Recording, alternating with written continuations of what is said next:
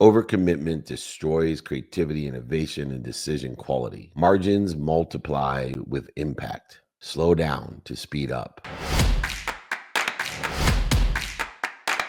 The good behaviors, defined as behaviors that get you to where you want to be or better, or teach you where and how to get to where you want to be or better, or bad behaviors, those which interfere with getting you to where you want to be or better, uh, each compound. And the more consistent you are, they will lead you in that trajectory, that direction. And so it's so important to understand that it is counterintuitive that our behaviors compound, because it takes so long for the compounding to, for us to be aware of that compounding. When pressure rises, which it often does, most of us speed up. We say yes to everything and we chase and attach to the all elusive perfection. Exactly, these moves interfere with our energy. It makes us feel as if we're drained of that energy, but it's just interfering with it. We're in a constant flow with an infinite amount of energy. That interference will blur the focus and stall us and create a slowdown of that real progress. Early in my own career, I did what everyone else did, or most everyone else did, which was work harder and longer. Even the rule of 64, which sometimes gets mocked, of being productive for 16 hours, efficient of doubling that to 32 hours, and statistically successful to double that to 64 hours. A lot of people don't like the 16 hours of productivity. It is because they define the behaviors within the context of the productivity of just a non-negotiable of finance, not of sleep or your health or your family or your faith or the study of relativity or time.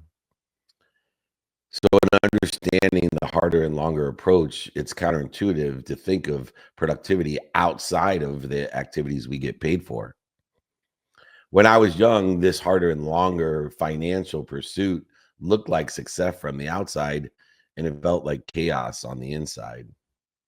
Teaching the lesson, of course, that you can't find outside of you what you can't seek or see inside of you. Everything changed when I adopted this counterintuitive habit approach. The counterintuitive approach of pausing and meditating and slowing down to think, to get alignment, time, value, and emotion changes instantly upon the prioritization, the decisions, and the commitments that we make. I started to prune the commitments, prioritize, pre-prioritize, post-prioritize the commitments I was making, and iterating instead of perfecting. Leading with vulnerability and transparency, and betting on people, the right people with the right ideas, playing for the right teams in the right positions so that I could ask for help and find the directions to get to where other people are that I want to be, and help other people get to where they want to be. Success is rarely a straight line because of the uncertainty and circumstances that exist within the context of every 24 hours that we play. In uncertain environments, principled constraints and rapid learning beat raw intensity. The zigzag, the pause, the focus, the harmony, the iterate, the ask for help, the invest in relationships. That is the strategy in which I want to teach you today. I want to offer everybody this training and exercise, this guide, along with my book. If you just email me, david@dmeltzer.com. If you'd like the guide and exercise and training from today, the counterintuitive habit training of how to use this iteration and vulnerability and relationships, please, david@dmeltzer.com. The first lesson in this counterintuitive habit that leads to success is we have to understand from worry to work. We have to reframe our success. A lot of entrepreneurs study and have studied future competitors instead of serving their current clients. They look outside instead of doubling down on the inside of their own businesses. To that example, If you examine your business, not your competitors, you will help yourself and create a greater gap standing approximately on average, even though 99% of all statistics are made up, on average, 80% of all your business would bankrupt you. The second lesson in the counterintuitive habits that lead us to success is a trap. The lesson of the trap is obvious success. Doing what everyone else does, just doing it harder or doing it longer, it will create activity, but not aligned achievement. So many times in people's career, they chase every opportunity and looked quote unquote successful while feeling chaotic and unfocused, not aligned with where they want to be or better in and outside of the purpose, the passion, and the profitability that they desired. Counterintuitive habits will pause, prune, and iterate. They will allow us to create the metaphysical advantage of the exponentiality of outcomes, the compounding of those behaviors. This counterintuitive habit machine creates growth in an exponential way, but it takes time because growth is not apparent and growth occurs within the context of counterintuitive behavior because it's counterintuitive when there's no evidence or the evidence is contrary that you're growing because you can't see it. You're not capable as a human being to see the incrementality and the compounding impacts. That's why I give people the 1,000-step diagram, the 1,000-step lesson, which I'm happy to give with this lesson as well, david@dmeltzer.com. What is the 1,000-step lesson? It's the reason why people get trapped in the obviousness of success because they're looking for the obvious. They're looking for evidence. They're looking for more than enough evidence to continue to inspire them in the behaviors that are going to get them to where they want to be or better. In fact, it takes approximately 90% of everything you got. It definitely will take 90% of the time, energy, emotion, money, and value. It'll take 90% of the time to get to 250 steps if it's going to take you 1,000 steps to get there. We got to understand that 99% of the people quit before they get to 90% of the time. In the end, percent of the people will quit because they don't understand the counterintuitive habits that are necessary to get the exponential growth to go from 250 to 500 to 1,000 with just 10% of the time left. That's why there's so many overnight successes because nobody sees the first 250 steps. They don't see the 90% that it took to get to 250 steps. They just see the 10% that it took to double from 250 to 500, 500 to 1,000. And that seems like it happens overnight because that's where the impact is elevated in its awareness so that people can actually see evidence. And the evidence is aligned in the last 750 steps, but not in the first 250. That's why we need to audit ourselves every day, every week, every month, and every year. We need to understand and audit ourselves internally, our values, our daily practices, and our execution.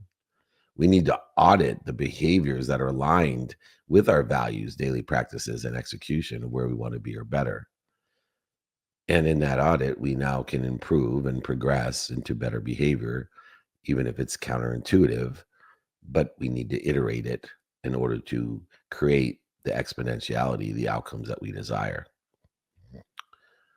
We should have non-negotiable behaviors. And one of those non-negotiable behaviors within the context of your health is thinking time. It could be within the context of your breathing or your movement or your eating or your drinking or your sleeping or your meditation. You need to have non-negotiable behaviors with thinking. Telling ourselves no matter what happens today, no matter what circumstances, hurricanes or interest rates or internet going down, that I'm going to get my minimum of 30 to 60 minutes of thinking time. Quantify the energy, the clarity, the focus, the output. Keep progressing in what matters in a counterintuitive approach that the good behaviors are aligned with where we want to be, and we want to reiterate those behaviors to get us to where we want to be and identify the behaviors that are interfering with our infinite potential of what we want, not what other people want, not what's missing, not what we don't have. The third lesson is to understand the difference between perception, predictions versus reality, and understand why the faithful, which some people call bold or courageous, why the faithful win. Solutions and resolutions often look foolish and are laughed at, scoffed at, and made fun of until hindsight makes them obvious and people will applaud you. Breakthroughs are born from principles, contrarian bets, the counterintuitive habits, tested small and learned fast. The test and go approach will allow you to create a congruent relationship between perception, predictions, and reality, and allow you to combine the wisdom that you learn from learning fast and the faith that you have to live bold. Design reversible perspectives. Looks wrong today experiments. Try to do things the opposite. One of the things I did with my Salesforce when I was working with West Publishing is I had an exercise. I had a competition who could keep people on the phone the longest and who could get them off the phone the longest.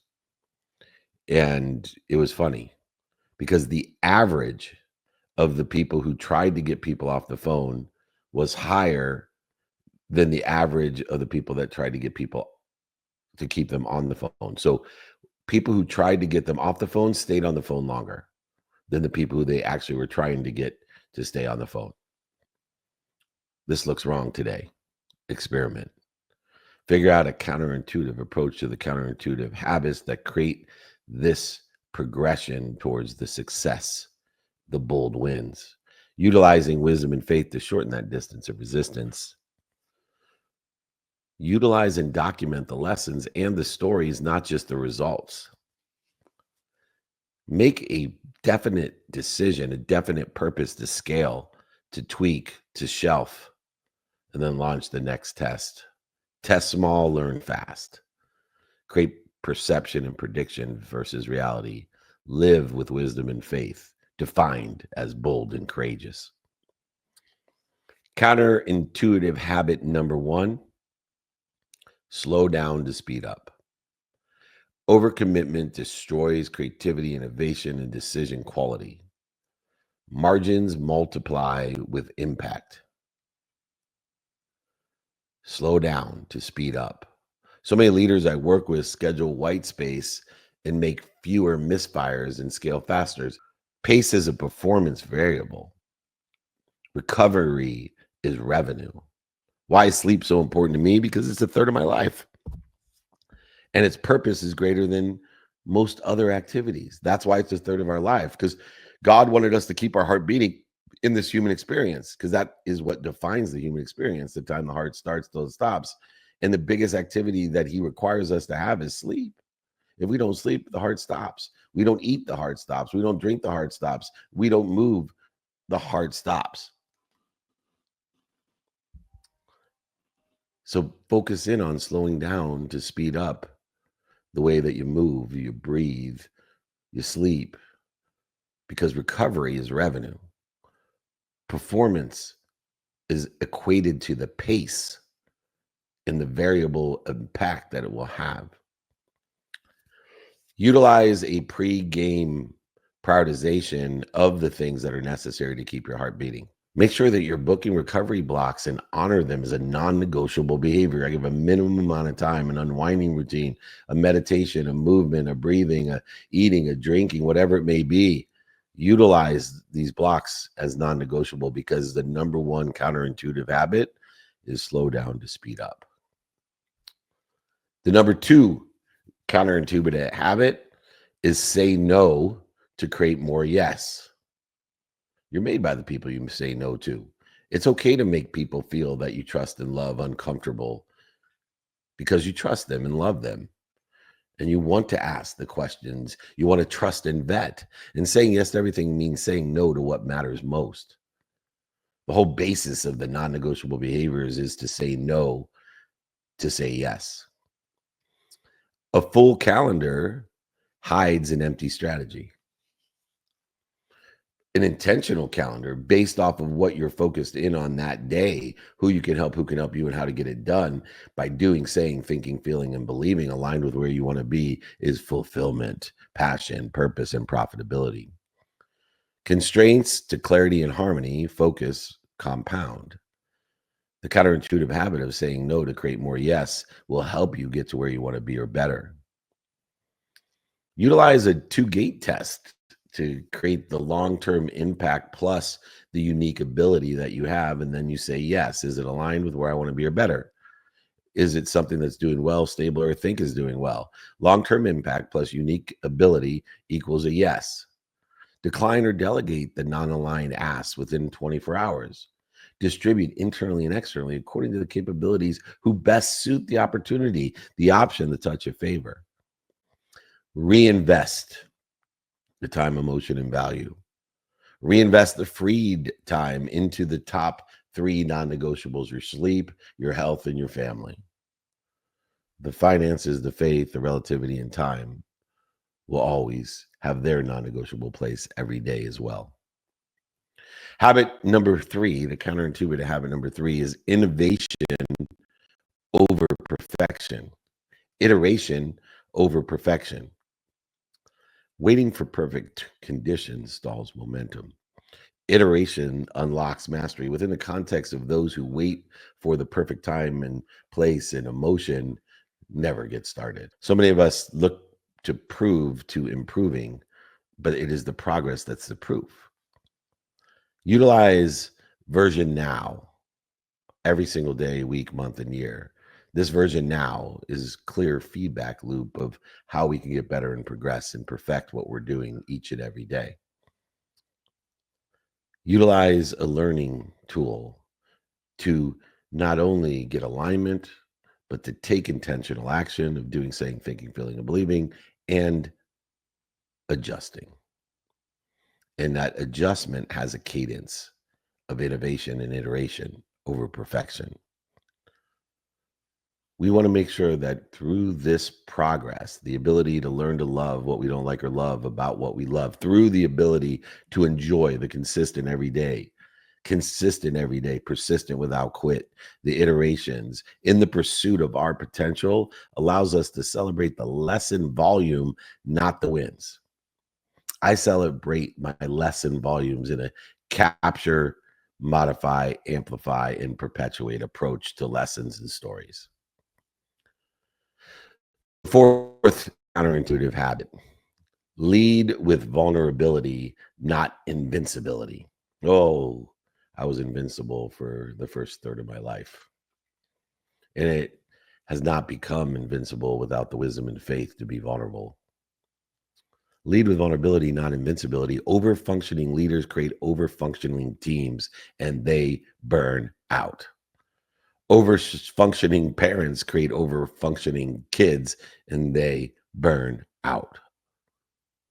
We need to be vulnerable. We need to be honest with ourselves and repetitive, two very annoying things to self and others, by admitting our limits, by asking for help, by setting boundaries and building trust and resilience.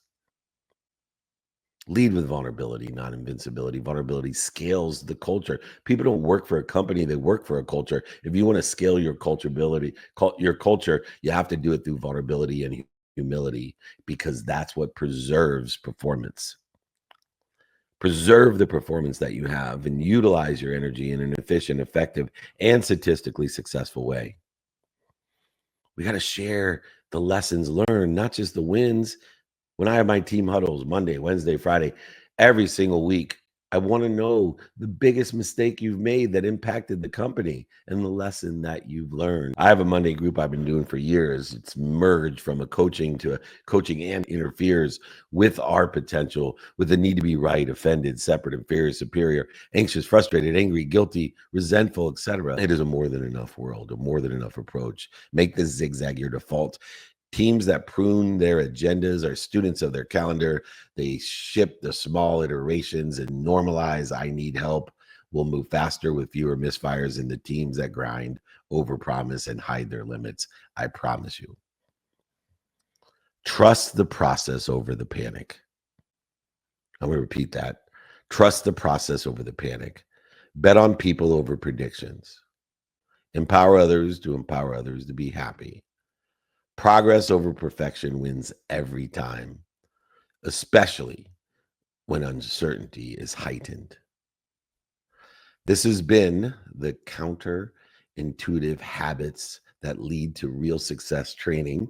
If you'd like the guide, the exercises, the 1,000 steps, the open-ended question guides, whatever it is you desire, just email me for this training and coaching program, david@dmeltzer.com. My first name is David, at my first initial D, last name Meltzer.com. David@dmeltzer.com. Be kind to your future self. Keep on doing good deeds. Be more interested than interesting. Look forward to seeing everyone. David@dmeltzer.com. Thank you so much.